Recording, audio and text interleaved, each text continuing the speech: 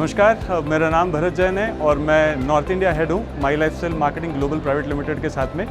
और मैं इसी के साथ में हम एक प्राउड FDSA के फाउंडर मेंबर है। हम 2013 से FDSA के साथ में है और मुझे बड़ी खुशी होती है कि जब हम एक ऐसे एसोसिएशन के साथ में जुड़े हुए हैं जो आज भी इंडस्ट्री को एक पहचान दिलाने के लिए आज भी अपनी लड़ाई जारी रख रही है। और मुझे बड़ी खुशी होती है कि हम इस एसोसिएशन के प्राउड मेंबर हैं।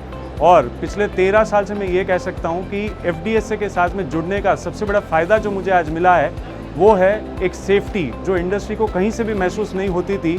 जब आप कभी किसी मुश्किल में होते हो और आपके साथ में जब कोई साथ देने के लिए ना हो तो एक नाम हमेशा से याद आता था, वो था FDSA।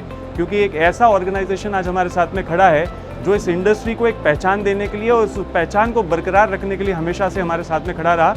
तो मैं तहे दिल से धन्यवाद देना चाहूँगा तमाम FDSA के मेंबर्स को और पूरे फेडरेशन को मैं तहे दिल से धन्यवाद देना चाहूँगा।